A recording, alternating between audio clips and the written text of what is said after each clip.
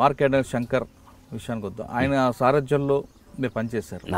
మీరు ఆయన చేసిన కార్యక్రమాలు ఒకసారి మంచి కార్యక్రమాలు ఏంటి, చెడు కార్యక్రమాలు ఏంటి? ఆయన భూములు, అడవి భూములు కొట్టించటం, ఇది అక్కడున్న భూస్వాముల భూములన్నీ లాగి పేదలకు పంచటము, ఇట్లా ప్లాట్ గుడిసెలు వేసుకొని ఉండేవాళ్ళను ఇండ్లు కట్టుకునటం, ఇట్లా కొన్ని బాయిలు తవ్వించటం, ఇది లోను ఇప్పించి బాయిలు తవ్వించటం, కరెంట్లు పెట్టించడం, ఇట్లాంటి చాలా వరకు పనిచేశాడు ఆయన. ఇట్లా పోలీసులు రాకుండా ఇట్లా బాగా ఇబ్బంది. ఇట్లా మళ్ళీ ఇది గొర్రెలు మేకలకు పుల్లర తీసుకునేటి అవే అప్పుడు దాడులు, అవి మామూలు అట్లాంటివి ఇవి చేసేవాళ్ళం. అంటే ఆయన సారథ్యంలో మెరుపు దాడులు ఏమున్నాయా? ఆ మెరుపు దాడులు అంటే బ్లాస్టింగు, ఎక్కడ రామడుగు బ్లాస్టింగు అక్కడ జరిగింది. అట్లాగే మళ్ళీ మల్కాపూర్ ఫైరింగ్ ఒకటి జరిగింది. అట్లా ఇది మన బాన్స్వాడ ఏరియాలో ఇంకొక ఫైరింగ్ అక్కడ జరిగింది. ఆయనతో పాటు మీరు ఉన్నారు? మా ఆయనతో పాటు బాన్స్వాడ ఏరియాలో నేను లేను, కానీ రామడుగు ఏరియాలో ఉన్నా. నేను రామడుగు ఏరియా అంటే సిరినపల్లి ఏరియానే. ఆ రామడుగు ఫైరింగ్ గురించి ఒకసారి చెప్పండి. అయితే పోలీసులు రావాలా, ప్రతి ఊరి మీద పడి కొట్టాల.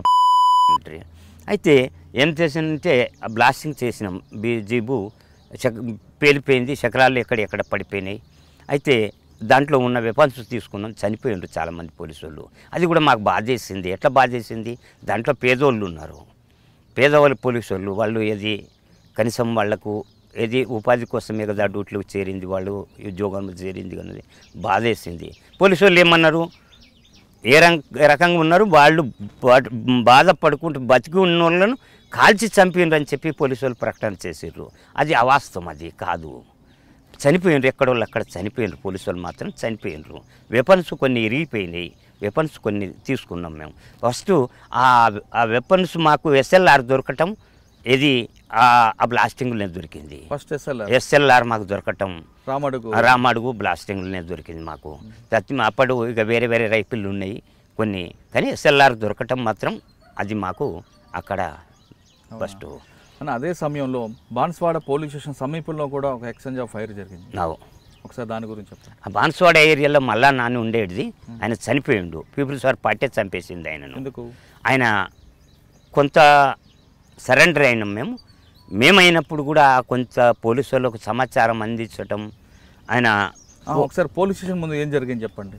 ఆ పోలీస్ స్టేషన్ ముందు అది అంత కరెక్ట్గా నేను చూడలేదు కాబట్టి చెప్పలేకపోతున్నా విషయము. అంటే ఎట్లా జరిగింది అంటే మా వాళ్ళు ఫైరింగ్ చేస్తామన్న మూమెంట్లో పట్టిన ఏదో కారు వచ్చిందన్న జీబు వచ్చినప్పుడు పోలీసు వాళ్ళ జీపేనా అని చెప్పి వీళ్ళు కాదు, అక్కడ పోలీసు వాళ్ళ జీప్ కాదు, ఆల్రెడీగా వాస్తవంగా అది పోలీసు వాళ్ళ జీపే. వీరు ఫైరింగ్ చేస్తే అక్కడ వాళ్ళు ఇది అటాక్ చేస్తే అయిపోయేది.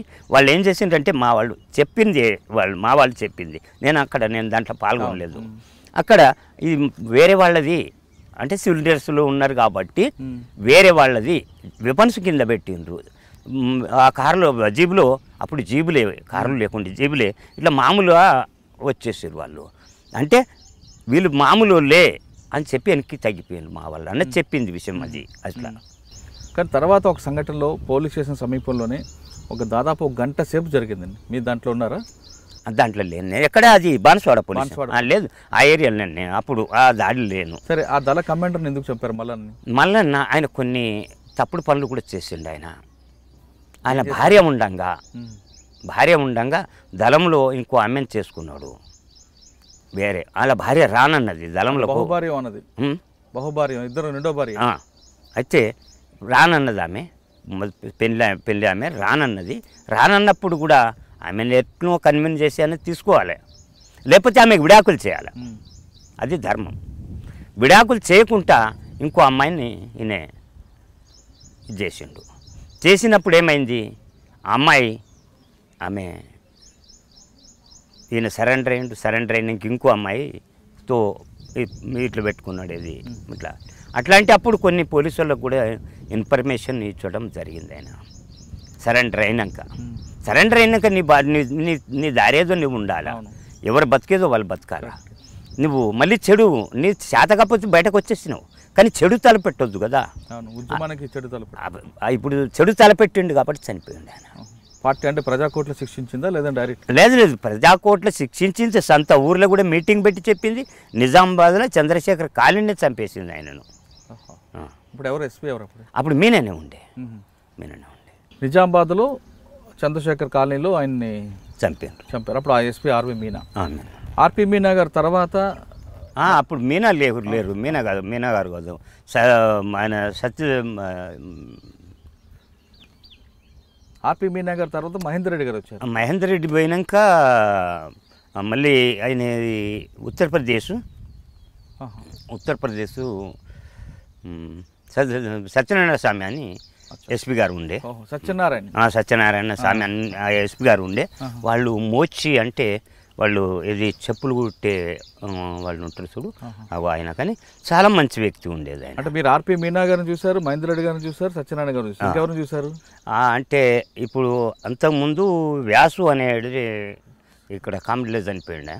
అట్లా అంతకుముందు అతని పేరు తెలియదు, సిక్కు ఉండేది. అంటే మీరు చూసిన ఎస్పీలు ఎవరు మంచి వాళ్ళు మీకు? అంటే సత్యనారాయణ స్వామి చాలా మంచి వ్యక్తి. అంటే కొంచెం ఆయన లెక్క ఎట్లా ఉండేదంటే పేదోళ్ళని అట్లాంటి ఏదన్నా కరెక్ట్ ఉంటేనే ఆయన ఇది చేసేది. ఆయన ఆయంలో మాత్రం ఎన్కౌంటర్ ఏవి జరగలేదు. ఒక పడకలో ఎన్కౌంటర్ జరిగింది. ఆయన ఆయంలో. కానీ అంత కాలం ఉన్నాడు కానీ ఎక్కడ ఆయన వాస్తవంగా చెప్పానంటే ఆయన అంత పెద్ద ఏం కాలేదు, అంత క్రూరంగా ప్రవర్తించలేదు, బాగా క్రూరంగా ప్రవర్తించేది. అట్లా నేను ఇక్కడి నుంచి మళ్ళీ నల్లవల్లకి వెళ్ళిపోయినప్పుడు గుంటూరు జిల్లాకు వచ్చిండే ఆయన నన్ను చంపాలని. అక్కడ కూడా చిక్కలేదు నేను నల్లవల్ల అడవులలో. నేను ఇక్కడ మనం మాట్లాడదాం. ఇక్కడ మీరు కొంతకాలం చంద్రశేఖర్ గారు ఇష్యూ అయిన తర్వాత మార్కండే శంకర్ వచ్చారు. ఆయన టైంలో కొన్ని కరువు దాడులు చేశారు, కొన్ని ఆపరేషన్లు కూడా మిలిటరీ ఆపరేషన్ కూడా జరిగినాయి. ఆ టైంలో ఇప్పుడు సినిమా ఒకటి వచ్చిందండి. ఆ సినిమాలో రవిశంకర్ అని ఒక క్యారెక్టర్ పెట్టి అప్పట్లో పేపర్లో ఒక వార్త వచ్చింది. మావోయిస్ట్ పార్టీ ఒక కోవట్టు పేరు మీద ఒక మహిళని అత్యంత దారుణంగా హింసించి చంపి మృతదేహాన్ని కూడా దహనం చేసింది అనేది పేపర్లో ఐటమ్ అన్న. ఆమె వచ్చి అంటే ఆమె ఎవరు ఏంటి ఒకసారి చెప్పండి. ఆమె సరళ అనేట ఆమె ఎక్కడికి వచ్చింది ఏంటిది అనేది మాకు ముందు తెలియదు. గంగన్న చెల్లెలు అని చెప్పి వచ్చిందనంగా ఇక్కడ ఉన్న మిలిటెంట్లు ఏం చేసి ఎవరు నేను అట్లా చెల్లెలు అని వచ్చినప్పుడు ఏ ఊరికి వచ్చేది ఆవిడ? సిరినపల్లిలో రైల్వే స్టేషన్లు దిగి ఇట్లా గంగన్న చెల్లెలు అని చెప్పుకున్నప్పుడు మా వాళ్ళు ఏం చేసారు, మిలిటెంట్లు ఉంటారు కదా గ్రామాలలో, ఆమెను చాలా జాగ్రత్తగా ఉంచి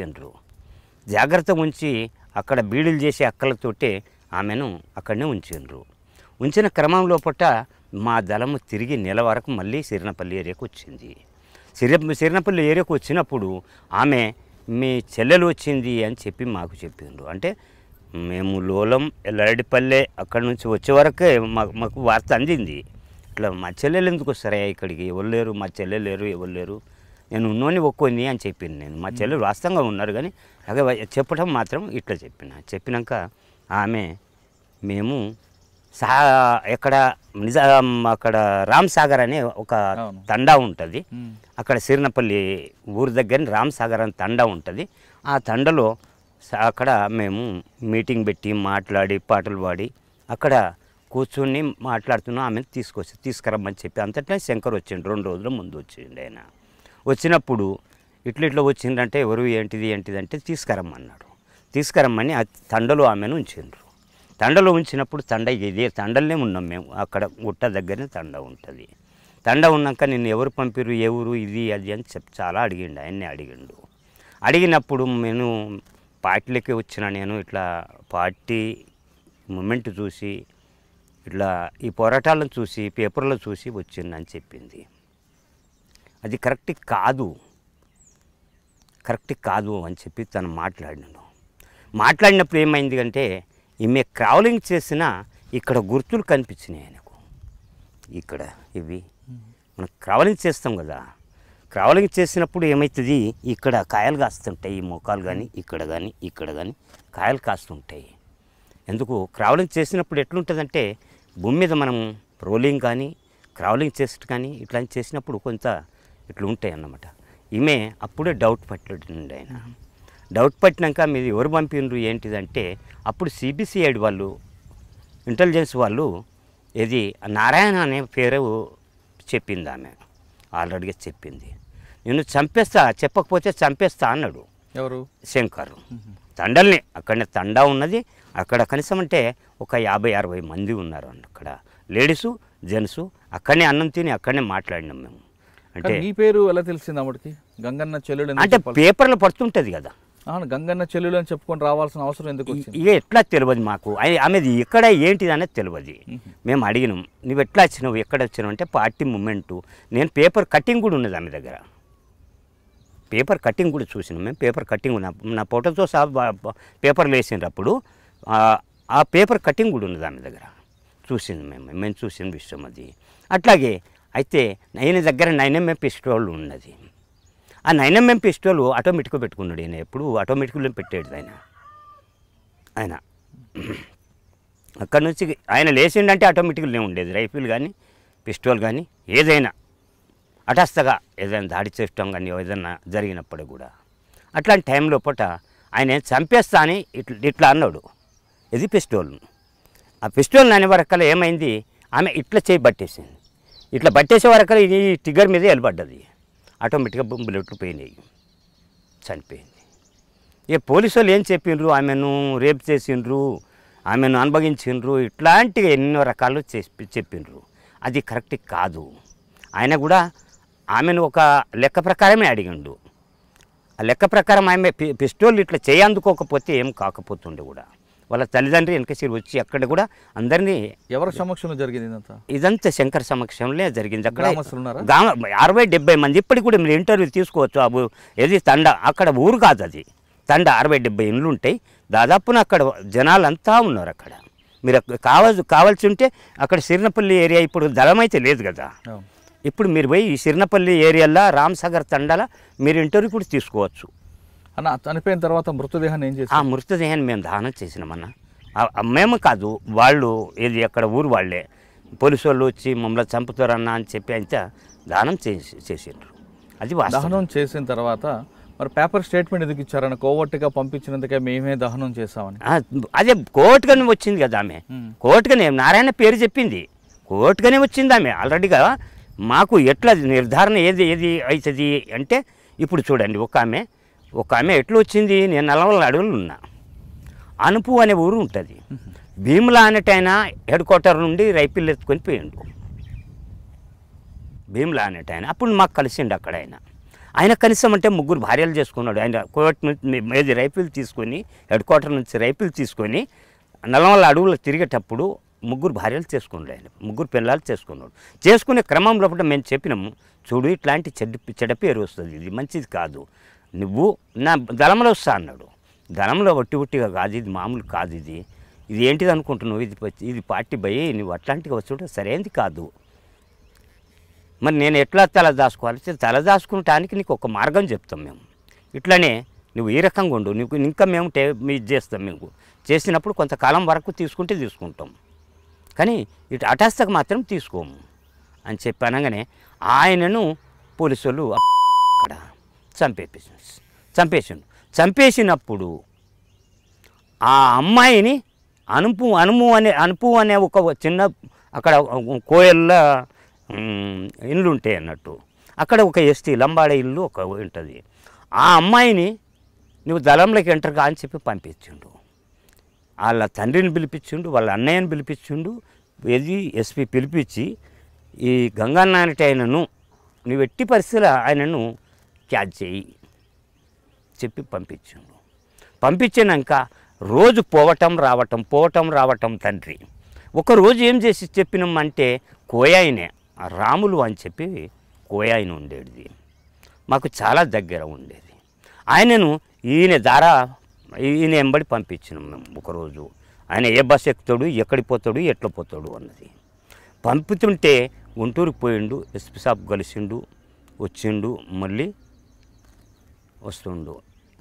ఈయనే కరెక్ట్గా చూసినప్పుడు ఒక్కసారి చూస్తే అది కరెక్ట్ కాదు, ఏం పనికి పోయిండు. ఇంకా అట్లా దాదాపున ఒక 15 సార్లు పంపినాం మేము. అట్లా 15 సార్లు పంపినప్పుడు నిర్ధారణ అయిపోయింది, ఆయనకు చెప్పినాం మేము గ్రామ సభ పెట్టి చెప్పినాం, చూడు భయ్ నువ్వు లంబాడాయి, నువ్వు చనిపోతావు, ఒట్టిగా చనిపోతావు, ఎందుకు మేము చేసేది ఎవరి కోసం, ఇది కరెక్ట్ కాదు, నువ్వు పోవటం రావచ్చటం, నువ్వు డబ్బులో కమ్ముడు పోతే ఇవాళ జరిగేది ఏంటిది, నిన్ను చంపితే మాత్రం ఇక్కడ ఉన్న పోలీసు వాళ్ళు కానీ ఎవరైనా కానీ నిన్ను ఊరేగిస్తారు. అన్నలు ఈ లంబాడాయిని చంపేసిర్రు, ఎస్టివాని చంపేసిర్రు అన్నది ఇవి చాలా ఇదైతే అని చెప్పి ఊర్లో మీటింగ్ పెట్టి చెప్పి ఇట్లాంటిగా మాట్లాడినప్పుడు ఎట్లా జరిగింది అని చెప్పి అడిగినాం మేము. అడిగినప్పుడు మాకు డబ్బులు ఇచ్చిండు, ఇది ఇచ్చిండు, ఎస్పీ డబ్బులు ఇచ్చిండ్రు, మా అమ్మాయిని దళంలో పొమ్మని చెప్పిండు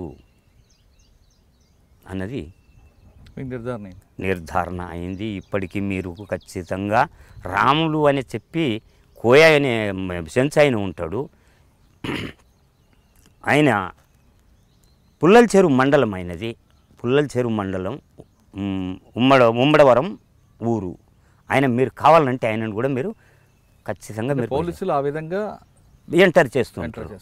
అట్లాంటి ఎంటర్ చేసినప్పుడు మేము అంతా వాళ్ళని నమ్మితే మేము ఎంతమందిని చనిపోతుంటాం.